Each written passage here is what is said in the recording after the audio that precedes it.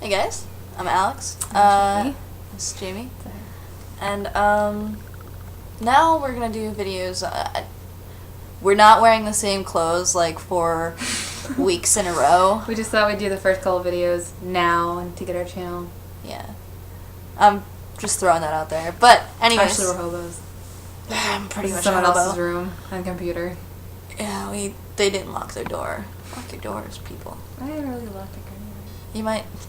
You might find us in your house if you don't. Anyway, this video is my coming out story, which started a long time ago. Actually, I came out when I was about I guess when I was 15.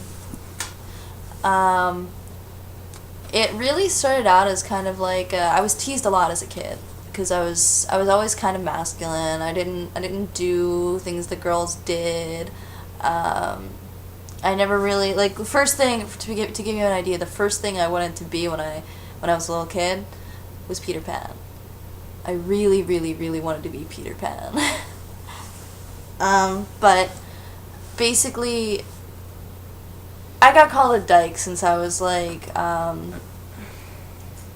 since before kids should know the word dyke, really.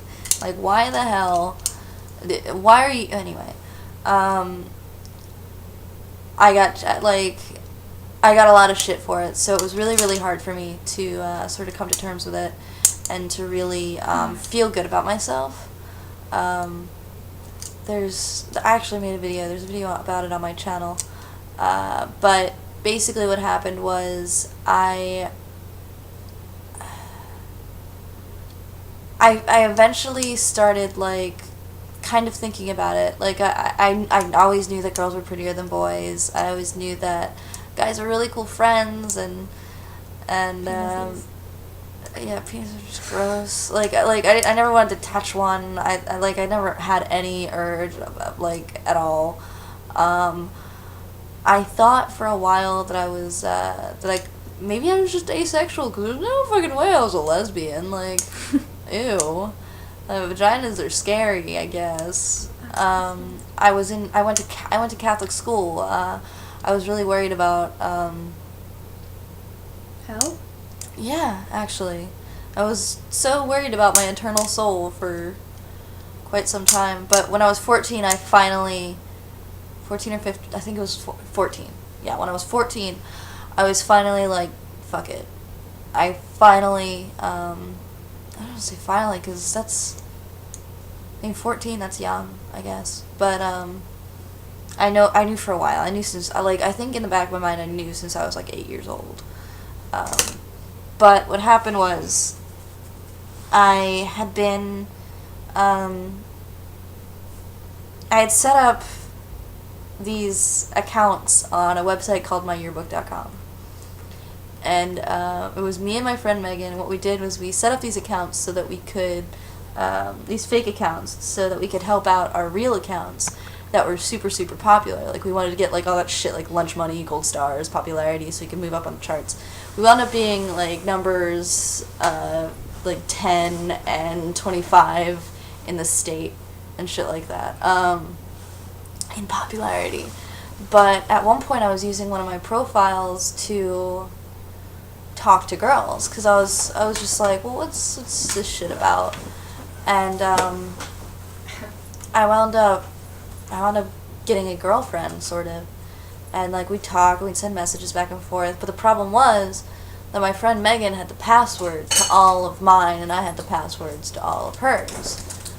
And she, at one point, was on mine, and she saw, you could send gifts to one another and shit like that, and she saw, gifts, gold stars, comments, messages from this girl, and apparently she saw that she'd seen them for a while, she'd seen them for ages. If she'd saw them, I think she waited, a week or two to tell me.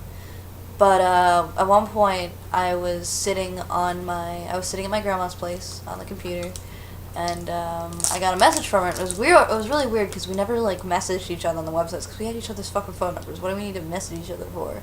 So I was like, oh, that's strange.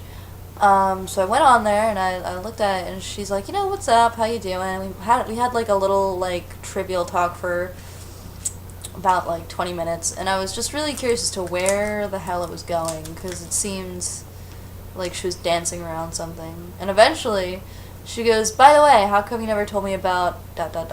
Never mind, which pisses me off because it's like, really, you took the effort to put in the ellipses, that's what it is, the ellipses, and then nothing? No, that's not a slip of the tongue. You deliberately typed that. It's not like talking, but anyway, I was like, you know, I was like, no, what's going on? And she's like, oh, just nothing, yeah. No, Megan, what? No, Megan, what the hell's going on? Keep going. And she's like, how come you never told me about your girlfriend? To which I was like, oh, that was probably my reaction. I freaked out. I just, like, I didn't know what to say. I didn't know what to do.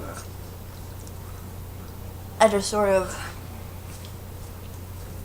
I kind of locked up, and the only thing I could think of, because Megan, because I was so different, and because I moved to the area that I moved to, at a later age, Megan was my only friend.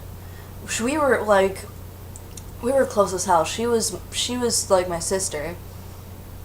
And I was so scared of losing her.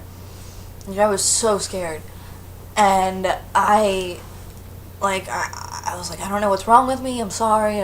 All I could think to do was apologize. It's the only way I could think to save my friendship, because for some reason I thought that it would be like the end of everything.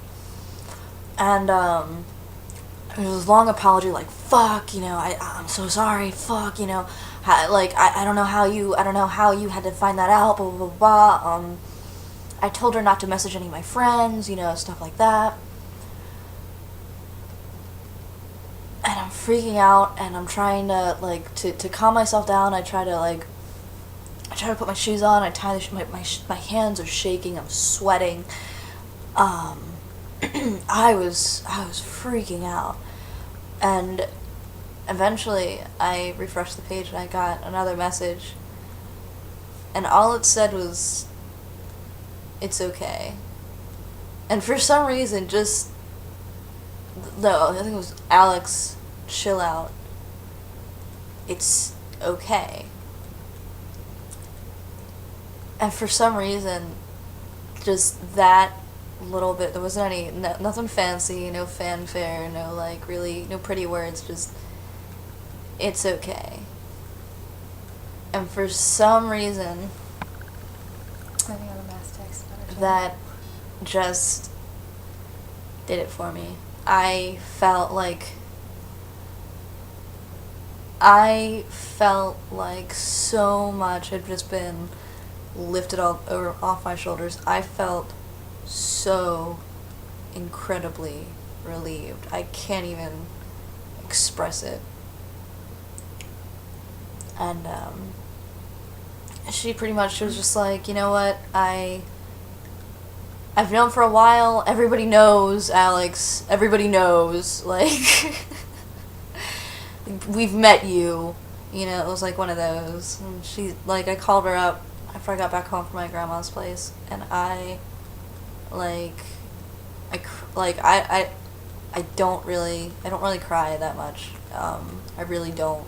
If I cry, there's something fucking wrong, or I'm delirious. Like, but I've known her for 9 years. Around 9 or 10 years. That's the only time she's ever seen me or heard me cry. And the next day, when I talked to her about it, she was like, yeah, it was weird. I was freaked out. I didn't know what to do. like I don't know what to do when you do that. Like, and that's the only time she's ever seen me or heard me cry. But after that, I with Megan's help and her support and stuff like that, I ended up really embracing my sexuality and really, really enjoying the shit out of it. Like, she helped me take so much shit. I was being so incredibly defiant about just so incredibly defiant about everything. Like, I didn't, like, just because I'd been teased for so long, and just because everybody said all those things, I did not want to emulate what they thought. I didn't want to live up to their expectations. But you can't help who you are, and who you are is really beautiful because it's genuinely you, and no one else can be the way that you are.